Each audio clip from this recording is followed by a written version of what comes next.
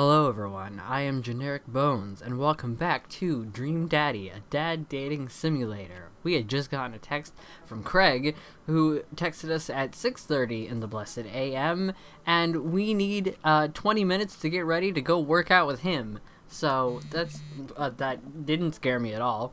After a few seconds, another text comes in. Apparently he texts really fast. Sure thing, meet me at the gym. I stretch and my bones creak. I gotta stop falling asleep on the couch. I throw off my blanket and... Hey wait, I don't remember falling asleep with a blanket. Aw, our daughter gave us a blanket. Amanda must have tucked me in after I fell asleep. Bless that child.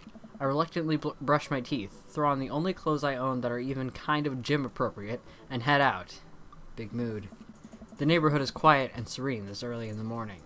Birds chirp, and the grass is still wet with dew. What grass are you seeing? Surprisingly, the gym's pretty crowded. I spot Craig standing out front, stretching. Of course, he spots me and waves enthusiastically. Hey bro, good morning. Hey, good to see you, man. Very good to see you. I'm definitely not as pumped up as he is. Maybe I should have had some coffee before I left. I definitely should have had some coffee before I left, and that's not just because I want to see Matt again. It is because I want to see Matt again. Let's not lie here. You ready to kick some butt? Gotta stay posy, dude. With your help, I am. Help. This is it. This is how I die. Oh no, I made him mad. It'll be alright, dude. We'll ease you into it. Is that the voice of Nate Wants to Battle? We head into the gym, and I'm immediately intimidated. All of these people look like they could break me in half, and it seems like Craig is friends with all of them. He high-fives and finger-guns all of the cool jocks in the room. They look like they could and would steal my lunch money to spend on protein shakes. Nice. Come on, bud. Let's warm up. We head over to the treadmills and start walking. Okay, I can walk. Walking is good. This is a decent place to be. Walking. So, I know we are on treadmills. Yes. And those over there are ellipticals? See, you already know more than me. Very good. What is all this other stuff? Craig laughs. They might look a little scary, but I guarantee that all of them serve a specific purpose for building muscle mass. I watch as a dude in a muscle tee flexes a muscle I didn't know existed on a machine I think was once used to process grain into flour. What is that? Why is that guy doing that to himself? That's a good question, bro. What do you think he's doing? Training to crush people's skulls with his thighs, using medieval torture device, praying to some sort of pain god. I'm gonna go with trying to crush people's skulls with his thighs. He's trying to make his thighs so strong that he could crush people's skulls with them. Yeah, that's pretty much the only reason I work out. That's fair. Okay, apparently that was, I don't want to say the right answer, but his preferred answer. Oh no, Craig's turning up the speed. I better do the same. Absolutely do not do the same. How long have you been doing the buff thing? Couple years. What do you do when you're not dadding or working or buffing? Don't say buffing. Oh, I coach my twin softball team. That still counts as both dadding and buffing. Nice. I keep busy. What do you do for fun? That's not answering the question, Craig. What do you do, Craig? Are you a criminal? Is Craig a henchman on the side? I love learning. I try to live my life as close to a Jimmy Buffett song as possible. I check out my hot bod. I love learning. As much as I love listening to Jimmy Buffett, or Jimmy Buffet, as some people might say, I try to educate myself about the world around me. I'm like a sponge for knowledge, soaking up all that intellectual content. You know, history, the paranormal, wilderness survival, aliens. Mostly those things. So you watched the History Channel too, huh? Okay. You didn't have to say it out loud. Yes. I guess he really likes history? We're jogging now. Oh no, we're jogging now. I look over to Craig, who hasn't even broken a sweat. How is he doing this so effortless? How is he doing this so effortless? I can't say that word. It is the death. I'm dying. I'm dead. That word has killed me. I can feel my life force draining through every orifice in my body. Craig, I'm not gonna make it. Go on without me. Hey, remember when my fish died in college? It wasn't me. I told you it wasn't me. No! I don't like this story. Oh my gosh, is he really bumping up the speed again? I guess I better do it too. You really don't have to. Oh, this is fast. This is very fast, and this is where I fall off the treadmill. We were at that party, and you vowed to make me feel better. You tell me to create a distraction, so of course I do a sick keg stand, get everyone cheering. And then I try to steal fish from a fish tank at the party with my bare hands like an idiot. Yeah, that'll do it. And then you drop the fish and it's flopping around and you panic. So you run up to me post keg stand with the dying dirty fish in your hands that you scooped off of the ground, and you're yelling at me that we have to leave. So we're running out of a frat party with a fish and trying to give it mouth-to-mouth resuscitation because, you know, fish breathe air just like we do. And we get him home and we get him into a bowl of water, but the prognosis was grim. And then the next day... I'm sorry, I'm on trivia. The next day's alive and well, unlike I'm about to be. I'm gonna make myself lightheaded doing that. They never did catch the great fish thieves of Grand Review. And they never will. I shoot off the end of the treadmill and crash into the wall. Man, that hurts. Dude, bro, are you okay? Craig offers me a hand and looks me over for injuries. Yeah, for injuries. I'm fantastic. I can breathe again. I managed to stand up and rub my back. It doesn't hurt now, but I'm sure it will later. Oh, man. You don't have to push yourself like that. Always know your limits. Well, I think I might call our gym adventure here. Mm-hmm. You sure? Yeah. Oh. Alright, well, here. I brought you this. Craig hands me a sugar bottle full of a thick green liquid. I stare at it with what must be apparent distaste. It's a protein shake, bro. Okay, what's in it? Other than the blood of your enemies. Oh, I didn't start my timer. Whoops. Oh, thank you. He wants me to drink it. Oh boy, here goes. I take a small sip. It's actually delicious. Wow, this is really good. And good for you. It's my special recipe. I'm pretty proud of it. Let me know if you ever want to work out again. Maybe we can try running around the neighborhood if treadmills aren't your speed. Ha! Ha! Ha! Good one, Craig. No pun intended, bro. Sure. Good one. Well, I'm gonna go put some ice on this. Everything. I'll see you around. I leave the gym feeling ashamed. Craig used to order delivery from the pizza place across the street from our dorm, and now he can run circles around me, literally. Man, I really gotta work on this dad bod. Hey, love your dad bod. I get home and lie down on the couch. It hurts to move. Oh, I'm so old.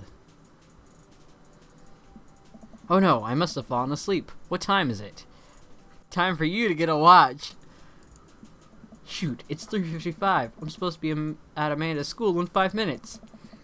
I frantically put on some clean clothes, apply a generous amount of deodorant, and run out the door.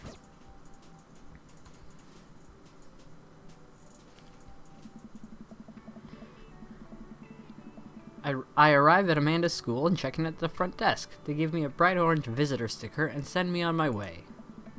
I'm barely awake and feeling pretty haggard, but hopefully nobody will notice. Everyone's gonna notice. I check my watch and I'm relieved to see that I'm only 2 minutes late. Wait, was it room 103 or 108? I spot a youth standing at his locker and approach him for help.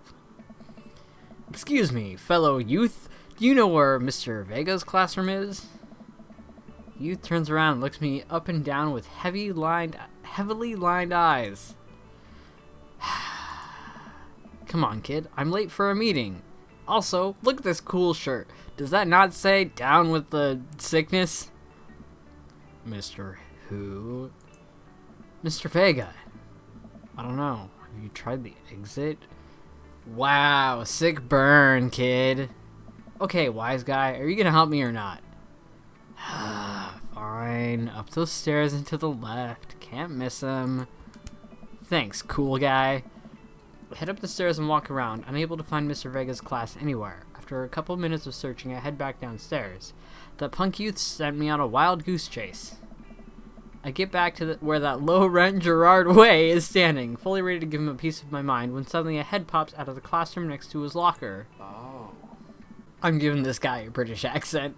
It's the bow tie and the stash, come on. Lucian, don't you have a third period to get to? Fine, Mr. Vega. I should call you the King of Sighs. Oh. The King of Versailles? Wow. Now I'm officially 10 minutes late. I glare at him as he walks away. Trip him. Stick your foot out. We're not cool. You must be generic. This period's almost over. Would you mind waiting in the back? Oh. Mr. Vega leads me in, and I take a seat in one of the comically small students' desks in the back. I might get stuck in this. Aren't these, like, high schoolers? Like, I know high schoolers aren't, like, adults, but they're not that much smaller than adults. Like, some high school boys are, like, 6 feet tall. Alright, where were we? Now, who can tell me about the unreliability of the narrator in J.D. Salinger's Catcher in the Rye? Yes, Colin? Colin stands up and does a thing where he blows into the crook of his elbow to make a fart noise. Oh. The whole class erupts in laughter. Alright, everybody. Very funny, Colin. Please sit down. Oh. Everyone's a comedian. Now, Holden Caulfield is an unreliable narrator in the sense that the bell for the end of the period rings. All of the students immediately get up and make a break for the door. What? Teenagers, am I right? Remember to do the reading and answer the response questions on page 194 in your textbooks. Nobody's listening. Or not, I guess. You're all getting Fs. See you in summer school. Mr. Vega turns to me and sighs. Middle schoolers, right? Oh, this is a middle school. Okay, that makes more sense about the chairs then. Don't you teach high schoolers? Both, you know. Budget cuts. Ah, right. Thanks so much for coming in. No problem, Mr. Vega. Oh. Please, call me Hugo. I don't know. I don't normally do these impromptu parent-teacher meetings, but as I'm sure you know, Amanda's a very bright student, and I'm concerned about her recent behavior. Is it the arson? Because I didn't encourage that. Legally, I didn't encourage that. What's going on? Amanda has never been the most engaged student, but I know she cares. Recently, though, she's been falling behind. She's not completing assignments and has been doing rather poorly on tests. I'd normally chalk this up to senioritis, but this is strange. I thought Amanda always shared everything with me. It hadn't even crossed my mind that something might be wrong. I just wanted to ask, is everything okay at home? I mean, she could be stressed about moving, but we just moved, she's fine, she has a tendency to bottle things up. We just moved? Well, we just moved recently, but it was only to the other side of town, and Amanda was more excited about it than I was. See if you can talk to her about it. I know she values you a great deal and would appreciate your guidance if she keeps heading down this road. I know how important art school is to her, and I would hate to see her miss out on scholarship money that she clearly deserves. I'll make sure to talk to Amanda. Thanks for letting me know, Hugo. Hey. Anytime. On my way out, I stop, thinking for a moment. I turn to Hugo. Hey, Hugo? Oh. Yes? They ever catch that rye? Great dad joke. Oh. Yes. I don't even know what that means. I leave the classroom and make my way out of the school. I'm still a little bit in shock that Amanda was able to hide this so well from me. She's always been such a force for positivity in my life, especially after we lost her father. Aww. Amanda must be done with classes for the day by now. I'm sure she would appreciate a ride home, and maybe I can talk to her about what's going on. Hey, it's always the cheery ones that always have something going on. I pull up to the carpool, and Amanda hops in the passenger seat. So, did you have fun gossiping about me? I don't remember what voice I gave you, Amanda. I'm so sorry. Mr. Vega and I actually just gossiped about our celebrity crushes. Did you know he's an Orlando Bloom guy? So you talked about Mario Batali the whole time? Who? It was a very productive meeting. I'm pretty hungry. Can we grab some dinner? Sure. Sure thing. We can make something at home. Let's go to the mall food court. Let's go to the mall food court. Does that sound good to you? Yeah, sure. By the mall. That doesn't look like it sounds good to you. Maybe I should have picked make something at home. I don't like to cook. I don't think she would like to cook. I don't know. Maybe she does. I'm not in tune with my daughter. Jeez, can't Dad take his daughter to the mall? Will you buy me things? I will buy you a thing. Singular. Sounds like a deal to me. We drive in silence for a short while. Both of us each have one hand on the wheel, one foot on one pedal. Amanda plays a game on her phone. I should say something. You know, sometimes when a kid gets older, they find that they have to keep things hidden from their parents. And that's okay, because sometimes that's what kids do. And that's okay. But also sometimes it's good to have the parents' perspective, because, you know, maybe the parents have also dealt with similar situations. This is a very weird way to go about this, but alright. And maybe they're a little cooler than you give them credit for. Anyway, what I'm trying to say is that it's good to share. Love you. Have you been reading my tweets? You have a Twitter? What? Never mind. Look, sweetie, Mr. Vega said you haven't been participating in class and that you're not turning things in. Oh, I'm fine, Pops. Senioritis and all that. Not falling for it, Amanda. I thought you liked Mr. Vega's class. Oh. It's fine. He's fine. We pull up to a stoplight and I eye Amanda. She's still texting. I want you to know that you can talk to me about anything. Uh-huh. I can tell that whatever it is, she doesn't want me knowing about it. That's frustrating. I hear Emma R. is going to that fancy art school in California. That's exciting. Yep. Are you bummed that you guys aren't going to the same school? She doesn't want me to know, so let me try and guess what it is.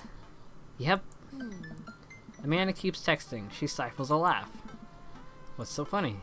I don't think you'd get it. Okay, rude. Who you texting? Noah. Who's Noah? My friend. Your friend? I'm doing air quotes. I know you can't see it. Does he go to your school? Yep. Now she's annoyed. Do you like Noah? No, she's texting him because she hates him. I know I'm saying do you like Noah, but... What? No! That's a yes. Dad! Ugh. I can't believe you would... Dad! I mean, jeez. Why would you... Gross. Sorry, just asking. Dad, he's just my friend. Guys and girls can be friends. He's my friend. Okay, why do you keep going on about it, Amanda? That's kind of sus. Okay. Jeez. This is going well. Well, good talk. Love you, kiddo. She leans forward and turns up the radio. I guess that conversation is over. To the mall, then. Look, I'm just saying, guys and girls can be friends, but that was a little bit of an overreaction on Amanda's part. We arrive at the mall, a big indoor shopping center with a couple different floors. It's kind of dead, but that doesn't stop a mall security guard from yelling at a group of loitering teens. Let's eat something disgusting for dinner. Alright. Hell yeah. Language, Missy. Heck yeah? Better. We approach the food court and evaluate our options. There is greasy restaurant after greasy restaurant. My heart burns just looking at the menus. Nobody looks happy to be here. Us included. That was a joke, but you don't look happy to be here. What are you in the mood for? Bread dipped in sugar? Bread with cheese on it? Or do you just want me to inject some fat directly into your bloodstream? I extend my hand to her. Would you do me the honor of sharing some nachos? She takes my hand with a grin. It would make me the happiest, cheesiest girl alive. We order a giant pile of chips and unnaturally orange cheese from a very unenthusiastic and possibly stoned teenager. We take a seat at a rickety table and dig in. These are bad. These are very bad. But also strangely delicious. We have to eat through the pain. We enjoy the fluorescent cheesy goodness together until we're all out of nachos. So, something's been bothering me for a while. Can you explain memes to me? Oh my gosh, I am 1,000. Which meme? All memes. Amanda sighs deeply and places her head in her hands. What, cheese and all? Dad, it's complicated. See, memes are inside jokes shared by a bunch of people that get less funny the more people do it. So the problem is that by the time a meme gets to you, Dad, all of us youths have already done the joke to death. And what's worse than that is that movies and TV and video games will try to jump in on a meme train, but just based on how long it takes to make them, the meme will be long dead by the time it comes out. So it just dates it, and it isn't funny. And isn't funny. Oh shit, what up? Dad, please. Anyway, changing the subject. Where to now? Wanna go to that goth store? What? You know, the one that's all black and tries to establish itself as an anti-establishment despite being an exact representation of the establishment? I don't know what store you're talking about. Oh, come on, the goth store. You know, the one where you can buy chain wallets, and it's basically an assault on what people fought so hard against in the punk and hardcore movements of the 70s and 80s. Dude, you gotta be more specific. The one you threw up in that one time. Oh, that one! Ah, yes. Top topic. Amanda runs into the store with me trailing behind her. She makes a beeline for the back. There it is. You can still see the outline, kinda. I'm so proud. Well, she's made her mark on the world. Speech. Amanda. Speech, speech, speech, speech. Alright, I'll do it if you stop chanting. Amanda stops immediately. I clear my throat. Thank you all for joining us here today to commemorate an historic moment that would forever shape history. On a day very much like today, some 5 years ago, our very own Amanda Ann Dad had too much blue raspberry slushy on an outing to the mall. After begging her father to take her to Dead Goth and Beyond to buy rainbow suspenders, she proceeded to throw up all over a display of My Chemical Romance merchandise. Her loving father then had to pay for said merchandise, which to this day remains among our possessions. Thank you. Also, the store name Dead Goth and Beyond is probably the greatest goth store name I think I've ever heard. Amanda is moved. She begins clapping, slow at first, then faster and more vigorously. Several other patrons turn their heads. One of them also starts clapping. I bow my head. I would start clapping in that scenario. At least I would like to think so. Oh hey, chain wallets!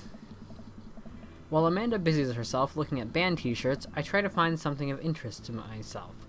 Not much for a dad to look at in a Dead Goth and Beyond. What do you mean? There's plenty to look at in a Dead Goth and Beyond. I would be all over this place. Peruse the band t-shirts, look at ironic mugs, check the clearance bin for hot deals. I'm looking at the mugs. I'm suddenly stricken by existential fear. If there's only one number one dad, then why are there so many mugs here that say that? This whole time I thought I was the only one. If I'm not number one, where do I place on the global dad ranking charts? I have work to do.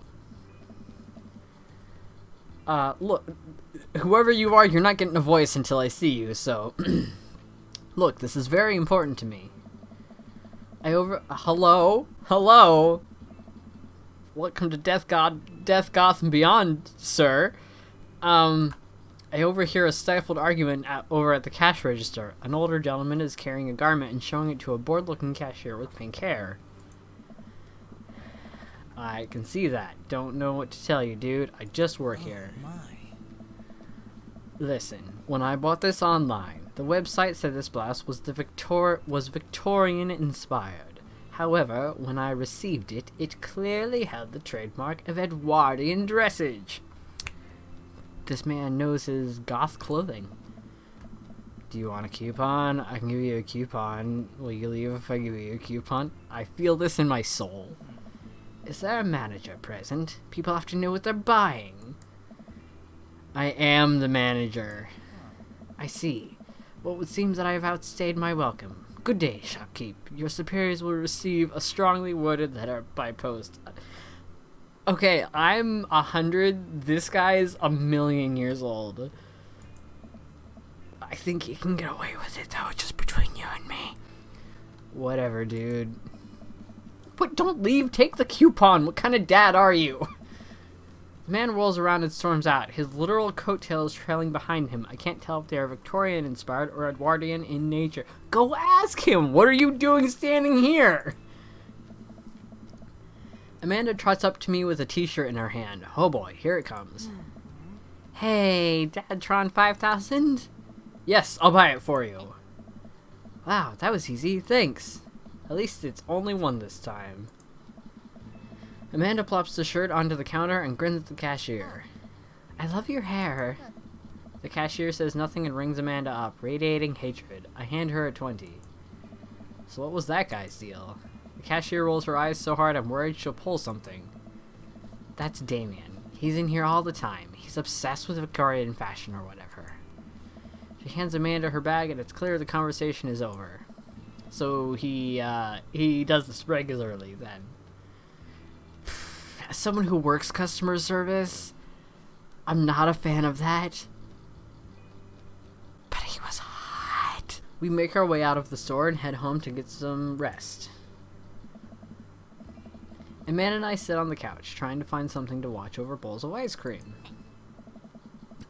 Oh cool, Long Haul Paranormal Ice Road Ghost Truckers is on. I'm sorry, can we go over that name again? Long Haul Paranormal Ice Road Ghost Truckers. I would watch that. I would watch the hell out of that. Your favorite, right? Oh, hell yes. That's what I said! They have to make it over the Canadian tundra before the ice road melts, but also they're hunting ghosts. Also, the trucks are haunted. This has to be a show. Who would I have to pay money to make this a real show? This is an episode I've already seen, but it's one of the best. Callum and Flint Dogbone, the twin brother truck driving and ghost hunting duo, find themselves in the greatest peril yet. Oh no, the ghost done got control of the truck. I can't steer on them there damn ice roads.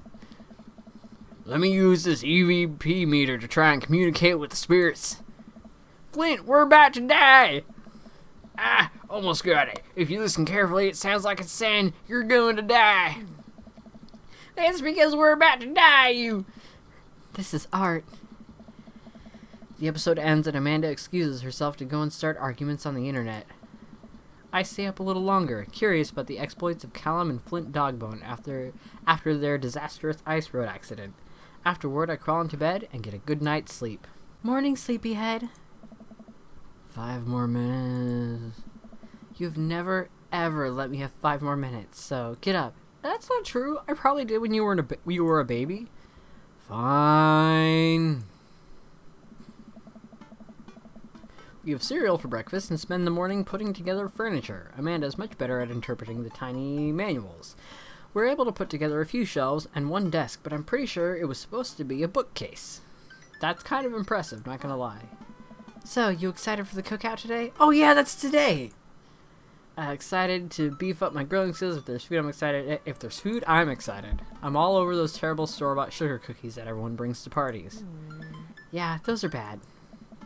Which means there are more for me. Don't you want to meet some of the people in the neighborhood? I met plenty of people already. I'll probably end up standing uncomfortably in the corner with a plate of food and hope that nobody talks to me. Big mood. I hope there's a dog to pet. Dad, you're a beautiful work in progress. We will get that butterfly to emerge from the cocoon. The social butterfly. Well, we better start getting ready. We definitely don't want to be late. What? No, we have to be fashionably late. Who shows up to a cookout on time? She's got a point. You know what? We're going early, just because you said that. No, that's such a dad thing to do. I head out to the door and Amanda reluctantly follows. We walk across the street to Joseph's house. Joseph's house with a store-bought veggie plate. I'm a terrible cook if it doesn't involve a grill. I guess we're not as early as we thought we were. Joseph's backyard is already packed with people and the smell of hot dogs wafts through the air. Probably because it's a bunch of dads attending. Small children run through a sprinkler and adults chat in small clusters. I set our veggie plate down on a table next to 2 other veggie plates. Huh, who would have seen that coming? Hey, there's Joseph. I wave to get his attention. The moment he sees us, he jogs over, arms open wide. Oh. You were like a dude, bro, right? Welcome. I didn't read what that just said. Welcome, and you brought veggies. Let me introduce you to my family. Kids, come on over here. This is Chris, my eldest. Hi. I have a very deep voice for a child. This is Christian and Chrissy. They're twins. Hey. They stare creepily and say nothing. Then, of course, there's our youngest, Krish. Wait, where is Krish? Maybe Mary put him in his crib. Oh no, I knew it! I knew it! Oh no, it's the woman from the bar the other night. What is she doing here? Oh, and how could I forget my lovely wife, Mary? Joseph pecks her on the cheek. She smiles. I have several questions. Ah, Mary, sweetheart. Did you put Krish to bed? I'll have to go look for him. What? You'll have to... Joseph takes a moment and regains his composure. Mary, this is our new neighbor, Generic, and his daughter Amanda. I'd shake your hand, but I have a glass of wine that I need to tend. I love her. Nice to, meet you, Mary. For the first time, most definitely. Charmed. Well, I have to go over there now. Mary leaves. Oh, this is so awkward. I wonder if Joseph knows. I wonder if Mary knows that Joseph knows. I wonder if Joseph knows that Mary knows that I know. What? It takes all of my energy not to run away from the barbecue and start fresh in a new city. My wife has a wonderful sense of humor. But please, you two enjoy the barbecue. All the guys are really excited to meet you. Amanda and I mill around and try some of the food spread out on the table. I don't know why I read that sentence like that. I pick at some deviled eggs. Amanda grabs a small paper plate and immediately begins piling it with baked goods. Ugh, I don't want to have to make friends. Come on, Dad. Who are you going to party with when I go off to school? But I don't want to have to do pleasantries. Dad. They're going to talk about the weather. Go. Do it. Make a friend. But how could I possibly abandon my only child at a social function? That's bad parenting. This plate of cookies is my new dad. Bye. Amanda shoves me into the center of the yard. Well, here goes nothing. I look around the party and I'm surprised to see some familiar faces. Isn't that the barista? It's Matt. Isn't that the barista from the Coffee Spoon? Didn't I meet that guy at the bar? What was his name? Robert? Didn't that guy throw a frisbee at my head? Oh, it's the dad that's better at us than everything. Isn't that... It's the guy. The hot guy from Dead Gotham Beyond. Isn't that guy who was throwing a fit in Dead Gotham Beyond? Isn't that Amanda's teacher? Hey, I know Craig. Aw, and his baby. But wait a second. All of these people live in our cul-de-sac? That can't be right. I'd better investigate. Talk to Robert and Brian. Talk to Matt, Hugh, and Craig. Talk to Joseph and Davian. Burger time. I think you all know what I'm going to pick. Matt and Hugo seem to be embroiled in an intense discussion. Craig looks on, smiling positively. I walk over to say hello. Did I give Matt a voice? Or did I just read that in my voice? Well, I don't think it's fair to try and compare two art movements like that.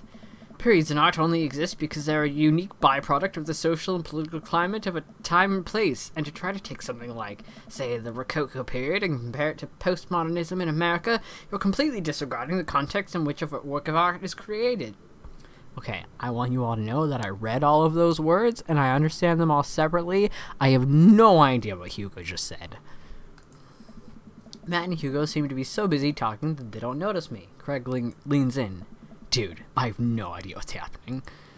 Talk to Craig, listen in on Matt and Hugo. Matt's the one I came over here to try and talk to, but I don't know what they're talking about. Want to listen in? That kind of comparison just eliminates the reason art movements are so important in the first place.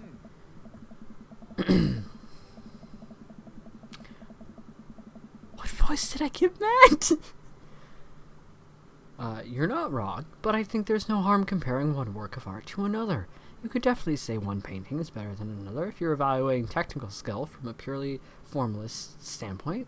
I regret listening to this conversation. If I showed you a Matisse and then something by the Dutch masters, which one would you say shows more technical prowess? I am so lost right now. I shoot a worried glance over to Craig, who returns it. Well, sure, you could say that the Dutch masters were technically more skilled, but I would argue that while the Dutch masters were better painters, Matisse had better paintings overall. I have no idea what you guys are talking about. Well, that's pretty subjective. Art is dead. I kind of want to go with this because it's snarky, but okay.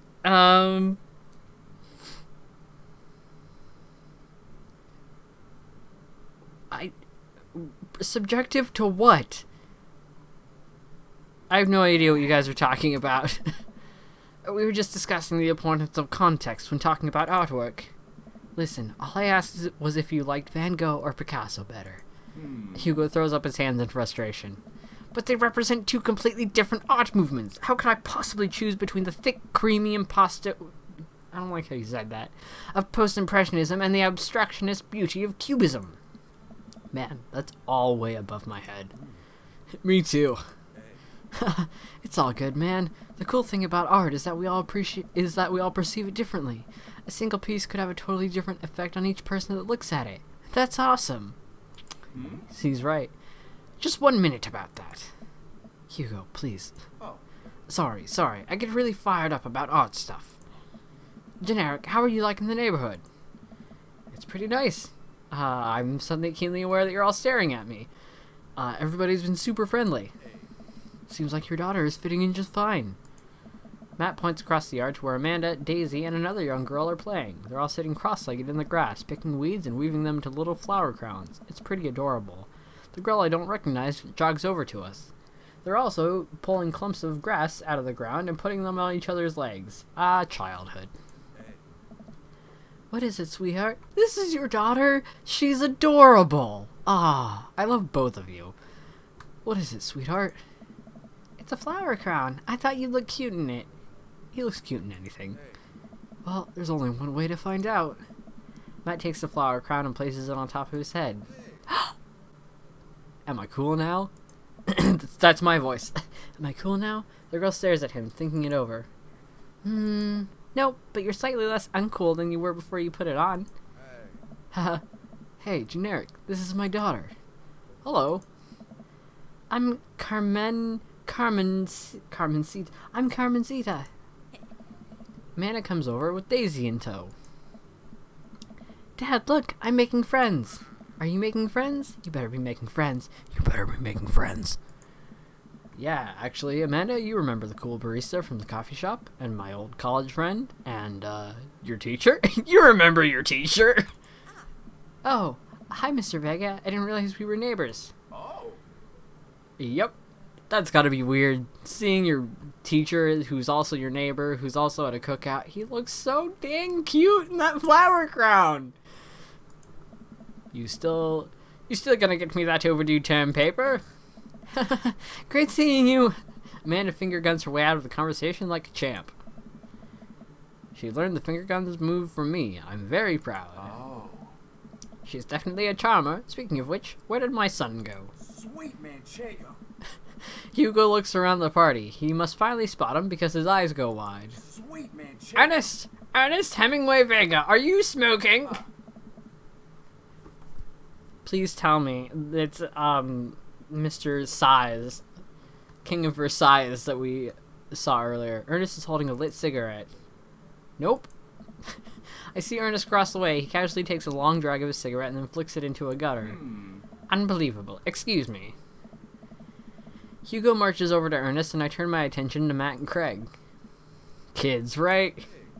Man, I do not envy Hugo. The last barbecue we had, Ernest tried to shove a sparkler down Joseph's pants. Nearly burned down half the yard. And the barbecue we had before that, he actually burned down half the yard. Damn. And then it spread onto my lawn and burned down half of my yard, too. Oh, not the kid from earlier, but still. Hugo walks back over to us, practically dragging Ernest behind him. Hey, everybody, sorry about that. Generic, this is my son, Ernest. Hello? Ernest looks away, sulking, his hands shoved deep in his pockets. Hugo nudges him impatiently. Hey. Nice to meet you, Ernest. What grade are you in? Doesn't matter. Ernest? Okay, I'm in 8th grade. Jeez, are you happy now? I'm sure you were just dying to know. Wow, you're so cool. Yeah, good for you. Can I go now? I'm tired of talking to old dudes who blame my generation for the failing economy. Ouch. Ernest! Oh, yeah, because I'm totally embarrassing you. Yeah, calm down. Take a chill pill, dude. Ernest puts earbuds in and storms off to stand in the corner. Well, that was certainly something. He seems nice. Hugo puts his head in his hands and sighs. He doesn't put his hands in his head. That would be weird. I'm so sorry. He's having a really rough time. Also, don't ask why I have a British accent and he doesn't. As much as I want to be the cool dad, I have to be the authoritarian dad, and he clearly resents me for it. Nice. I mean, I think as a dad and a teacher, that's about as I hate this word, as you can get. Honestly, are any of us cool dads? Is it even possible to be a cool dad? I think you're a cool dad, Matt. What? I'm cool as a cucumber. Do you see the shirt? See that right there? You can't say that. My kids think I'm cool. But for how long, Craig? How long do we get to be the cool dads? I don't know. I think we just have to accept the fact that as dads, we've become the machine we once raged against, and accept our fate to unironically wear socks with sandals. You kids may think you're cool now, but the moment they hit puberty, you're doomed. Amanda's 18. She still thinks I'm cool. I think she's called you uncool several times throughout this. I yell across the yard to my daughter. Amanda, I'm cool, right? Amanda just laughs. She keeps laughing. I see your point. Oh, no. As much as we all want it, I don't think it's as important to be a cool dad as it is to be a good dad. We can't all be best friends with our kids. It just doesn't work. I mean, look at me and Ernest. Oh. Our job as parents is to make sure our kids turn out okay. Yeah, you're right. But it'd be nice to have it both ways. Hearing these guys talk about this makes me think of my relationship with Amanda. We get along so well, but there might come a time when it won't be like that. Is college when that happens? Don't let us eat up your time, Generic. Go meet some of the other people around the neighborhood. Well, now that I'm all bummed out about how uncool I am, I guess I'll go talk to some other people. You still look really cute in that flower crown, Matt. I just want you to know that. Alright, well, let's go talk to Joseph and Damien. I spot Joseph chatting with the guy from Dead Gotham Beyond by the grill. I wonder what they're talking about. I walk over to them. So I'm curious, can you walk me through why you had your house painted black?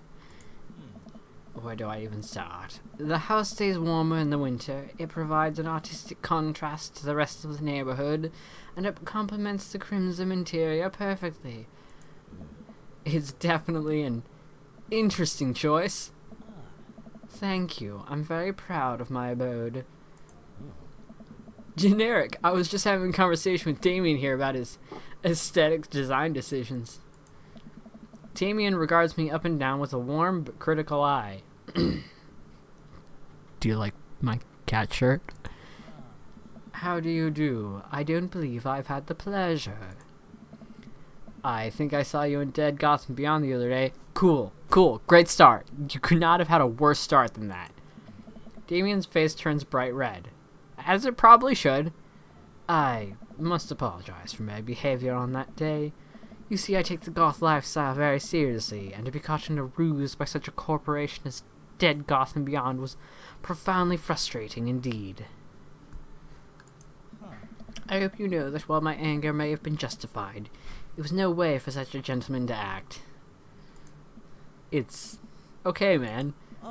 Do tell me about yourself. Are you new to the area? Yes, my daughter and I just moved in the other day. She was the one I took to Dead Gotham Beyond. Very good taste on her part. Thanks, she bought a band t-shirt. Does she partake in the goth lifestyle? No. I think for a second. I look over to Amanda, who's hanging out with some of the older kids in the neighborhood. What? Hey Amanda, would you consider yourself goth? Amanda yells back. I wouldn't necessarily try to fall under any one specific label, but if I guess I had to choose, I would more describe myself as twee hipster with some normcore leanings. Bats are cool, though. Ah, pity. I love how we're just shouting this at each other across the barbecue. Are you enjoying the party so far? Oh, definitely. Thanks so much for putting this on. It's nice to be in a cul-de-sac where everyone is so friendly and welcoming. Amanda walks up to the conversation. I also like The Last Boys a lot. Really good movie. Does that count as goth? Oh. That it would, my dear. I didn't believe we had the pleasure of meeting. Damien Blood... Your last name is Bloodmarch? Could you be any cooler? At your service. Damien finishes the sentence with a flourish and a bow, producing a single rose and offering it to Amanda. I stand corrected. He can be cooler. Amanda blushes. I know I was all head over heels for Matt for a second ago. I was head over heels for Matt a second ago. But damn, am I weak for a goth boy. Amanda blushes and returns the gesture with a curtsy. My, do you know how to treat a lady? Hello, Amanda. Seemingly out of nowhere, Joseph's twin kids appear. Are they speaking in unison? Just, where did you come from? Hey, won't you come play with us? Did you rehearse this just to creep people out? Come play with us. Forever. Guys, enough of the creepy twin shtick. We've talked about this. Christian and Christy slowly back away. Where do you think they get that from? Mary pops into the conversation, wine in hand. I don't know. Mary takes a long sip of the wine. I think I might have taped over a VeggieTales VHS with The Shining. Who knows? She takes another sip of her wine. Where's Krish? Wasn't he with you? You had him a moment ago. He's probably stuffing dirt in his mouth. He'll be alright. Toddlers are pretty resilient. You're not a good mom. Mary tips her glass to me. Ain't my first time to the rodeo.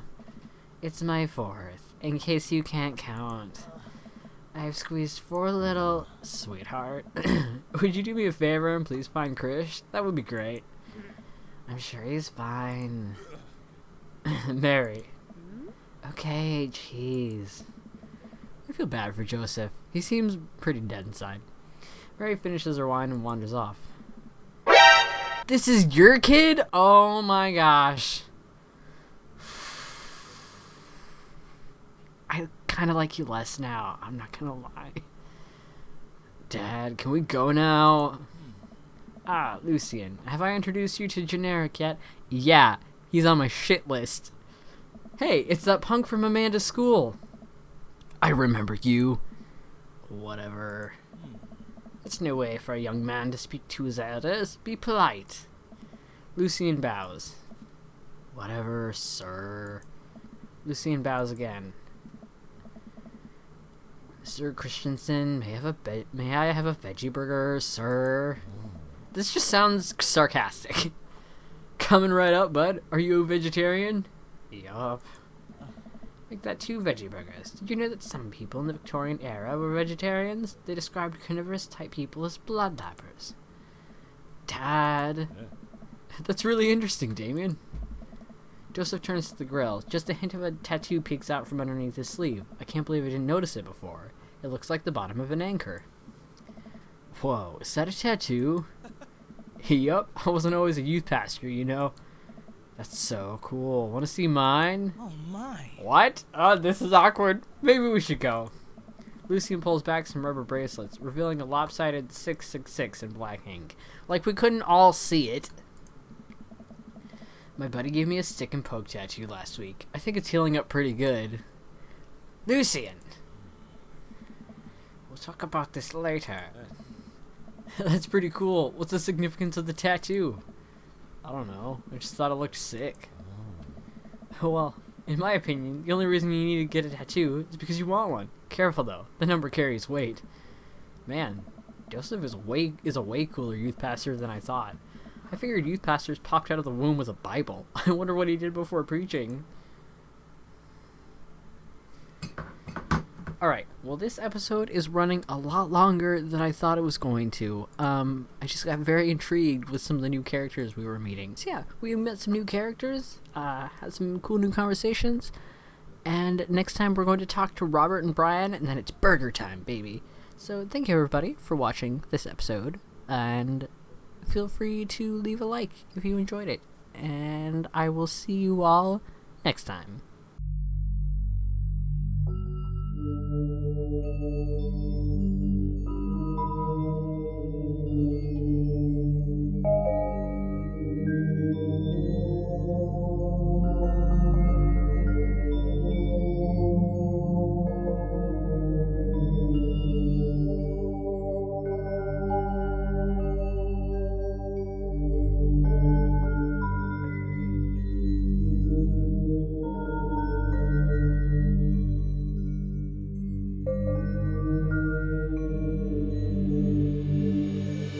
Hello, testing.